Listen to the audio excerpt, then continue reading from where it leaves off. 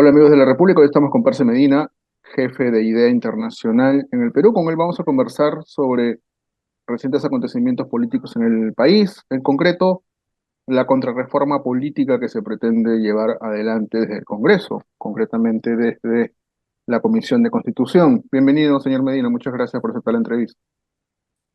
Muy buenos días. El primer dictamen aprobado, se aprobaron tres en realidad, ¿no? Pero el primero aprobado en la Comisión de Constitución es para eliminar la obligatoriedad de las elecciones primarias.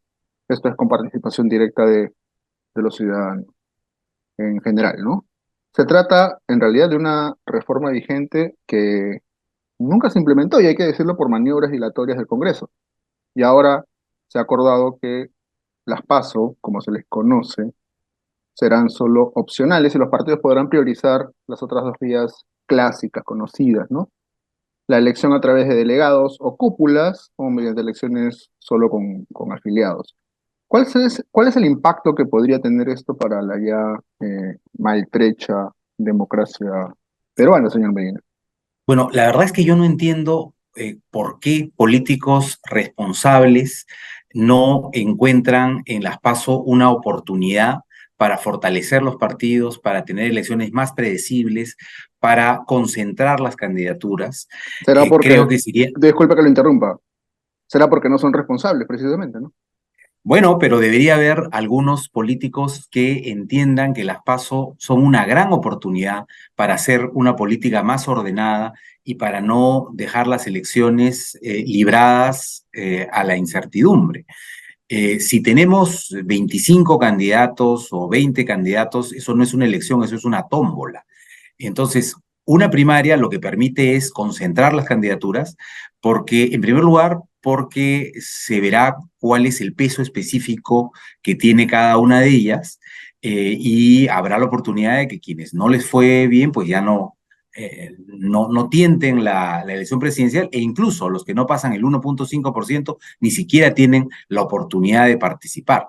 Ese efecto concentrador nos puede llevar a cuatro o cinco candidaturas, lo cual sería muy sano para todas las fuerzas políticas. Es decir, a la derecha le sirve, en vez de repartir su fuerza en 7, 8, 9 opciones, tener una candidatura. Una Y sola. lo mismo con la izquierda, y lo mismo eventualmente con el centro. Podríamos tener una elección mucho más ordenada. Esto permitiría también calificar los candidatos con mucha anticipación y evitar que haya sorpresas de último minuto, ¿no? Gente con procesos, con vinculación con actividades criminales, etcétera. Una primaria permite airear todo esto muchísimo antes. Y finalmente se puede fortalecer la dinámica partidaria, porque al participar los partidos en primarias, movilizan a sus afiliados para buscar el voto ciudadano en un momento previo, ¿no? Entonces, todas estas ventajas lamentablemente no son percibidas por los políticos. Suscribo todas las ventajas que usted ha enumerado, pero yo supongo que no es que los congresistas no estén advertidos de ellas, sino que no les conviene en realidad que esas ventajas, como lo vemos los ciudadanos, se implementen, porque serán ventajas para los ciudadanos, pero son desventajas para quienes quieren controlar a las organizaciones políticas como las tienen controladas hasta el momento, supongo yo. Bueno, quien quiere nombrar candidatos a dedo y quien quiere una política fragmentada, impredecible, con mucha opacidad en el financiamiento, por supuesto, no quiere reglas. Pero si un político No quiere esas no, reglas. no quiere estas reglas, ¿no? No quiere estas reglas, que suponen concentración de candidaturas, predictibilidad en los escenarios, fortalecimiento de organizaciones, ¿no? Pero, digamos, a mí me sorprende que no haya políticos que estén tratando de diferenciarse justamente valorando estas cosas y proponiendo usar adecuadamente las primarias. Lo que ocurre actualmente es que la primera vuelta termina siendo una suerte de primaria. porque van en pelotón muchas candidaturas y Que es la son muy primera vuelta parecidas la que entre ellas determina, además, ¿no? claro, es la primera vuelta la que determina quiénes quedan en el partidor final. Y muchos de los demás se alinean a estas dos opciones, pero es absolutamente riesgoso para el Perú eh, que esa definición, esa etapa eliminatoria, se juegue en la primera vuelta. Esa etapa eliminatoria debería jugarse antes, 6 meses antes. Y quienes no tienen ninguna posibilidad de competir o quienes tienen menos posibilidades tienen que dar un paso al costado y eventualmente ser parte del proceso de otra manera, ¿no? Y dejar a los grandes, a quienes tienen más apoyo, en la cancha y construir opciones creíbles de centro, de izquierda, de derecha, ¿no? Evitando la gran fragmentación. La fragmentación, la excesiva fragmentación, termina siendo una tómbola, ¿no? Te termina generando que la elección, lejos de ser una elección, sea una tómbola. Ayer sobre la marcha también se incluyó en el dictamen un párrafo que no estaba en el predictamen inicial, ¿no? Este artículo 5, inciso H, si mal no recuerdo, que obliga a los nuevos partidos a juntar más de medio millón de firmas, ¿no? De adherentes para poder inscribirse, lo cual obviamente genera desventajas para que las nuevas organizaciones que intentan formalizar su inscripción finalmente lo hagan.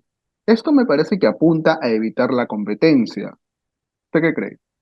Efectivamente, creo que la razón que puede haber motivado esta reforma es esa y es regresar sobre todo a un requisito que carece por completo de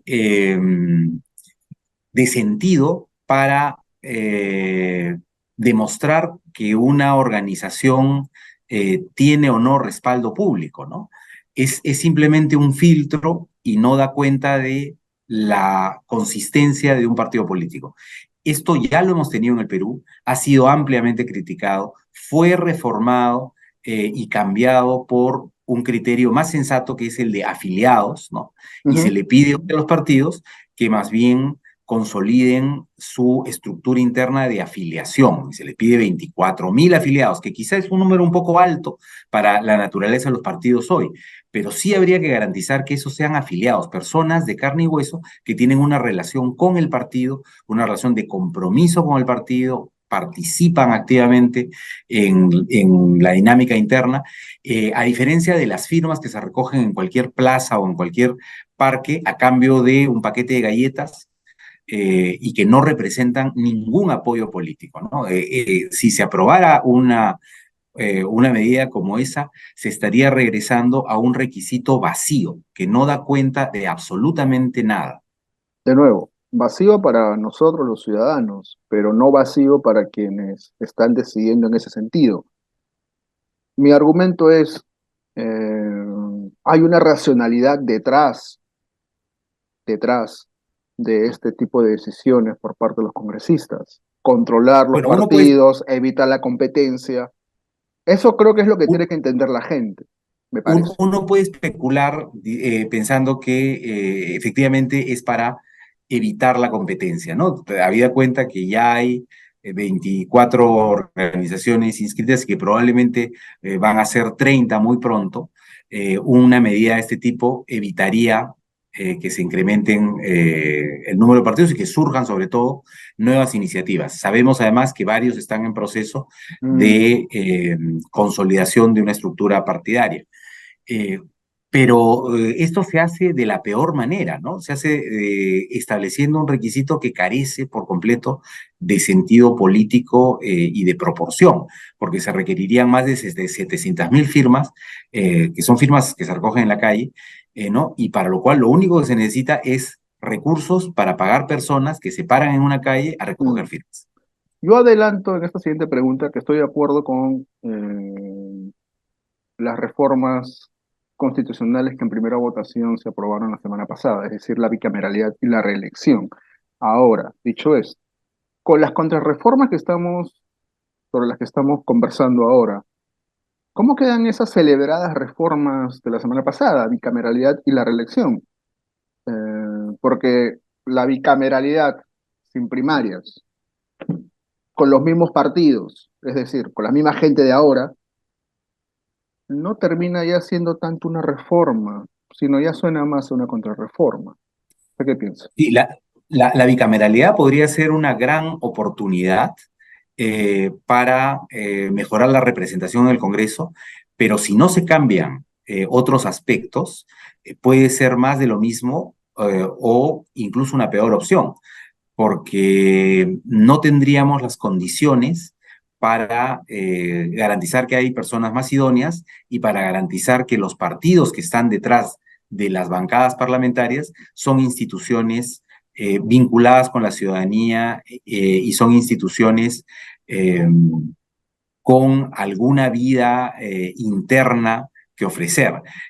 Nuevamente, las primarias serían una oportunidad para dinamizar esa vida interna, son también un filtro que impide que entren cascarones o por lo menos que promueve que sean las organizaciones con más apoyo las que lleguen a la fase final, porque quienes no tienen 1.5% de Mm. los votos en la primaria no continúan a la siguiente fase. En fin, hay muchas otras cosas que habría que también garantizar para que la bicameralidad tenga sentido, ¿no? Como por ejemplo el tamaño y el diseño de las circunscripciones de una cámara, que sean cámaras asimétricas. En fin, hay una serie de elementos en Ah, el propio diseño de hay, la hay bicameralidad, detalles, hay pero que detalles de tienen que ver también con la diseño, de elección. organización que hay que definir, por cierto. Eso está clarísimo. Pero mi pregunta es la siguiente. En estas condiciones, sin primarias, con los mismos partidos de ahora, es decir, con los mismos que están en estos momentos, ¿la bicameralidad le encuentra algún tipo de sentido a usted? Tiene un sentido totalmente distinto, porque una bicameralidad en el marco de una reforma integral positiva como la que se ha venido discutiendo y planteando desde hace mucho tiempo, puede ser una gran oportunidad. Una bicameralidad sin esas otras reformas es un avance vacío. Un avance vacío. De acuerdo. ¿Qué percibe usted que podría terminar ocurriendo, señor Medina, con esta contrarreforma? Se ha aprobado en la Comisión de Constitución. Por cierto, se necesita que esto se refrende en el Pleno. ¿Usted cree que finalmente, yo sé que esto es un poco adivinar, jugar un poco a la tómbola política, am, pero bueno, habría que tener algún tipo de esperanza en los congresistas? No sé si usted la tiene. Yo espero que el debate que se está dando en la sociedad, con la opinión de personas expertas, de gremios, he escuchado opiniones de empresarios, de académicos, de personas que no son necesariamente expertos en la materia, pero que tienen una idea del impacto político que puede tener una decisión apresurada como esta. Que espero que eso ayude a tomar conciencia y que efectivamente los políticos responsables entiendan que hay una oportunidad que se puede estar dejando de lado y que estaríamos regresando a un modelo que hemos visto en los últimos 20 años, porque hemos tenido este modelo de poder elegir entre opciones desde el 2003 en adelante. La ley de partidos ya lo estableció. La única diferencia sería que ahora las organizarían los organismos electorales, lo cual es un cierto avance, pero no insuficiente. La idea de tres modalidades en las cuales además, la modalidad de delegados es absolutamente restrictiva de la participación interna, ¿no? En algunos casos hemos tenido asambleas de delegados No, de además 14 personas, de son 20 personas. delegados que se cogen a dedo, además. Eso no es Sí, no no tenemos hay tampoco ningún certeza sobre sentido quién los ha democrático. escogido, es Exacto. un número muy pequeño de delegados, ¿no? Porque hay elecciones de delegados y elecciones de delegados. Yo alguna vez estuve en una primaria en Chile, ¿no? Con delegados, pero los delegados eran 3.000, ¿no? Y habían sido elegidos base por base. Bueno, ese es un tipo de diseño de delegados distinto que una asamblea de delegados de 21 personas. Mm. Pero creo que el problema es que los congresistas pocas veces escuchan las voces más sensatas. Eso creo que también es una Yo creo que toca limitación ampliar el debate. poner elementos sobre la mesa, escuchar otras voces y que no solamente hablen los políticos, porque aquí hay un tema en el que pueden haber intereses inmediatos, ¿no? Que Mm. no ven el interés general de tener organizaciones más sólidas y más vinculadas con la ciudadanía. El interés por tener partidos democráticos es un interés no de los políticos, es un interés de toda la ciudadanía.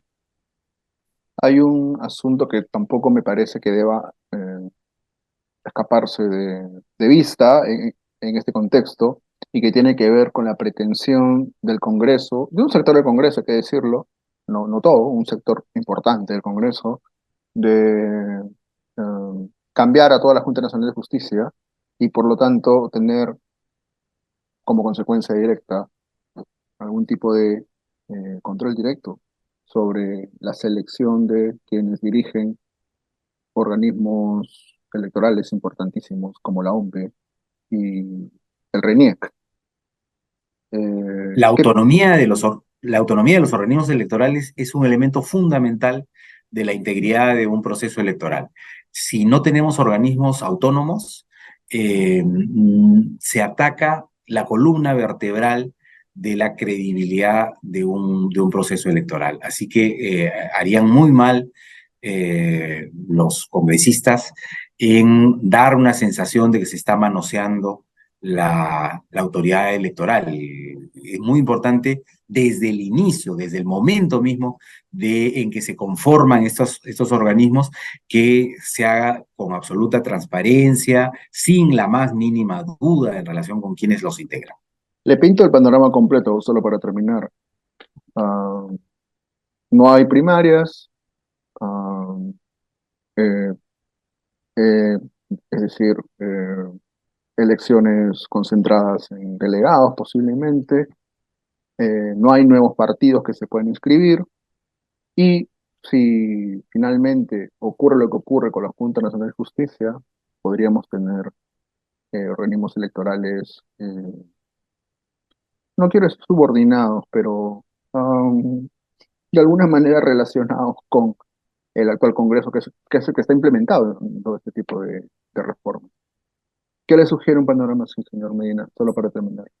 Sería un panorama muy oscuro, eh, porque se estaría atentando contra distintos elementos fundamentales de un proceso electoral. Y un escenario así eh, atentaría contra la credibilidad de un proceso electoral y a la larga con la legitimidad de quienes salen elegidos de ese proceso electoral. Eh, una de las cosas a cuidar en un proceso electoral es la confianza en el proceso y en el resultado. Eh, un proceso tiene que tener reglas muy claras, tiene que haber certidumbre en cuanto a las reglas e incertidumbre en cuanto a los resultados. Si hay incertidumbre sobre las reglas, sobre cómo se han constituido los organismos electorales, sobre cómo se han seleccionado las candidaturas, sobre cómo se ha desarrollado la campaña, etcétera. Eso genera claros problemas de legitimidad. Percy Medina, jefe de IDEA Perú, ha estado con nosotros. Señor Medina, muchas gracias por la entrevista con la República. Amigos de la República, eso ha sido todo por hoy. Muchas gracias.